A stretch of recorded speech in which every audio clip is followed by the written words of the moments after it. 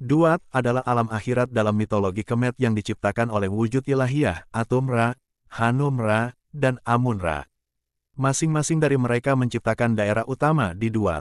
Secara garis besar ada 3 daerah di Duat. Masing-masing daerah bersifat unik dan terdiri dari berbagai lapisan dimensi keberadaan. Atum-Ra menciptakan daerah yang disebut Lautan Bintang atau Lautan Kosmik. Di sana ada sebuah pulau tempat tinggal para Neteru dengan Atum-Ra sebagai rajanya. Pulau itu bernama Tanah Kesempurnaan. Letaknya ada di alam rohani konstelasi Cygnus. Yang ada di sana adalah wujud astral atau wujud rohani dari para Neteru, bukan wujud fisik mereka yang sebagai ekstraterestrial.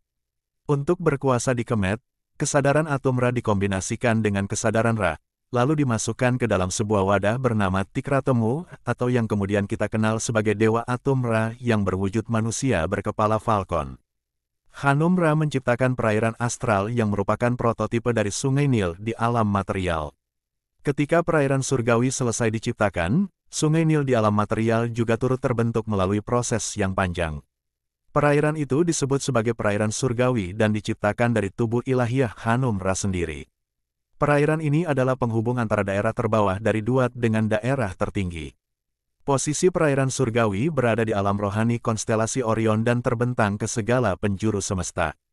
Karena pencipta dimensi ini adalah Hanum-Ra, maka ia yang berkuasa secara absolut di dimensi tersebut. Sama seperti Atum-Ra, untuk bisa berkuasa di alam material, Hanum-Ra juga kemudian mentransfer kesadarannya pada salah satu bangsa Anhamuya dari sistem bintang Mintaka. Sosok itulah avatar atau wadah bagi kesadaran Hanum-Ra, wujudnya manusia berkepala domba jantan. Amun-Ra menciptakan tanah orang mati yang umumnya disebut sebagai Amenti. Daerahnya terbentang dari alam eterik bawah bumi, alam eterik atas bumi, hingga alam astral sistem bintang ini. Dunia kematian adalah daerah di Duat yang paling terakhir diciptakan dan butuh banyak waktu, karena dimensi ini begitu kompleks. Ia dibagi-bagi lagi menjadi berbagai daerah yang mana masing-masing daerah sangat unik. Tempat tertinggi di tanah orang mati berada di sebuah dimensi yang disebut matahari gelap. Ia merupakan bayangan dari alam astral matahari, di sanalah wujud rohani Amun-Ra berada. Wujud rohani Amun-Ra itu kita kenal sebagai Amaimon. Dimensi matahari gelap adalah ciptaan Amaimon, bahkan bisa dikatakan matahari gelap itu adalah Amaimon sendiri. Untuk berkuasa di alam material, kesadaran Amaimon terlahir sebagai satu dari 13 Badurah, sebuah bangsa misterius dan tersembunyi dari alam astral sistem bintang Algol. Selanjutnya daerah yang paralel dengan alam astral Merkurius. Itu adalah daerah kekuasaan Tehuti dan Ma'at.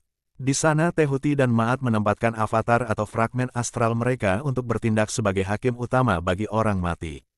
Tempat itu juga menjadi tempat bagi Mafdet, Serket, dan Sesat setelah memutuskan meninggalkan alam material. Di bawahnya ada daerah kekuasaan Imentet. Ia merupakan avatar atau wadah bagi kesadaran aset yang sengaja ditugaskan di sana sebagai ibu orang mati. Ia didampingi oleh beberapa entitas seperti Meret Seger yang kemudian kita kenal sebagai Bune, Iyat alias Haran avatar Ninhursak, Agnet yang merupakan aspek gelap dari Het Heru alias Hathor, dan Ba'at yang kemudian menyamar sebagai Hagenti. Daerah ini paralel dengan alam astral Venus. Berikutnya ada daerah Amenti yang paralel dengan alam astral bulan.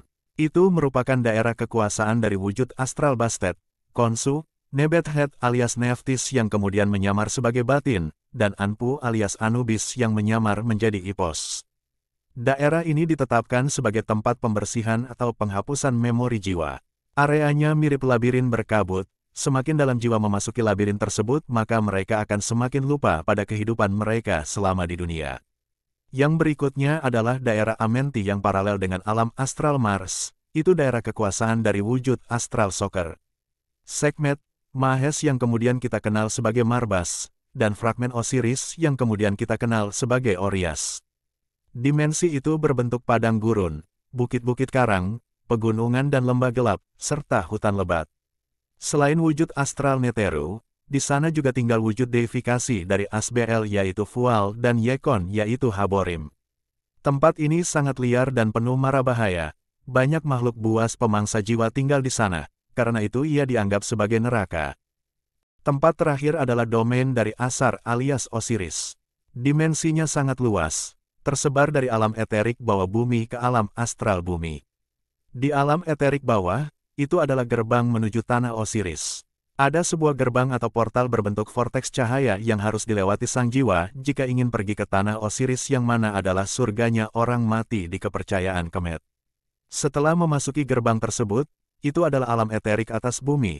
Mereka akan melihat pemandangan yang sama seperti di alam material di Kemet, hanya saja warna dan bentuknya jauh lebih kompleks dan lebih indah. Bagi yang beruntung akan dibawa ke hadapan Osiris yang letaknya di astral bumi dan akan tinggal di dimensi tersebut. Sisi gelap tanah Osiris adalah, barang siapa yang menjadi penduduk di sana akan hidup ibarat mayat hidup atau zombie. Mereka hidup tapi tidak benar-benar hidup, sebab mereka tidak merasakan apapun, baik itu kebahagiaan ataupun penderitaan. Kehidupan mereka juga seolah diprogram untuk selalu tunduk dan patuh pada Osiris tanpa mempertanyakan. Di dalam pikiran dan hati mereka hanya ada cinta dan bakti kepada Osiris semata. Karena sebelumnya semua penghuni tanah Osiris telah dihapus segala memorinya, maka mereka tidak memiliki memori tentang orang-orang dalam kehidupan mereka. Penghapusan memori itu memang dimaksudkan agar mereka tidak melakukan kontak dengan mereka yang masih hidup baik melalui mimpi atau hadir secara langsung. Selain itu juga agar orang yang masih hidup tidak akan pernah bisa melakukan kontak dengan mereka. Segala akses orang hidup kepada penghuni tanah Osiris dan sebaliknya telah diblokir total dengan kekuatan Osiris. Akan tetapi, bukan berarti tidak pernah ada penghuni tanah Osiris yang berusaha keluar dari sana. Ketika ingatan mereka kembali tentu mereka akan berusaha kabur dari sana untuk melakukan kontak dengan keluarga yang masih hidup. Hukuman bagi mereka yang berusaha kabur dari tanah Osiris adalah, mereka akan ditanami sebuah benih pada dada mereka dan benih itu akan menyerap daya hidup mereka. Sehingga benih itu akan tumbuh menjadi pohon yang sedikit demi sedikit akan menggerogoti tubuh mereka. Jika ternyata mereka berhasil kabur keluar dari tanah Osiris, tubuh mereka akan mulai membusuk dan memancarkan bau tidak sedap. Dan Osiris akan memerintahkan Anubis bersama anjing-anjingnya untuk memburu mereka yang telah kabur dan akhirnya mengeksekusi. Ini terlihat kejam. Namun ini adalah sebuah sistem yang dibuat agar jiwa tersebut tidak berakhir sebagai santapan anak-anak apep atau parasit astral yang akan membuat mereka sulit untuk bereinkarnasi. Namun yang paling ditakutkan adalah kalau mereka ditangkap oleh manusia dan dijadikan bahan ritual untuk mengakses energi tanah Osiris yang mana akan menciptakan kekacauan di dimensi tersebut. Osiris tentu saja tidak menghendaki hal tersebut.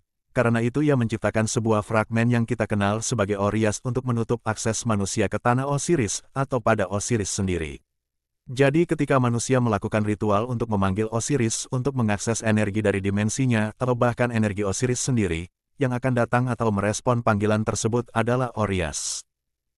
Orias sendiri sebenarnya makhluk yang punya kesadaran mandiri. Ia punya agenda dan ego sendiri. Akan tetapi dalam setiap tindakan yang ia lakukan, ia melandaskan semuanya pada kesadaran dari diri sejatinya yang mana adalah kesadaran Osiris. Meskipun demikian, secara sosok atau wujud tindakan atau keputusan Orias bukanlah tindakan dan keputusan Osiris. Mereka dua sosok berbeda dengan peran yang berbeda pula. Jika mengacu kepada kesadaran, maka mereka adalah satu kesadaran yang sama, jadi tindakan dan keputusan itu berasal dari satu kesadaran. Satu kesadaran dalam dua wadah berbeda dan masing-masing wadah memiliki benih jiwa, perasaan, pikiran, kehendak, memori, dan jalan hidup yang berbeda.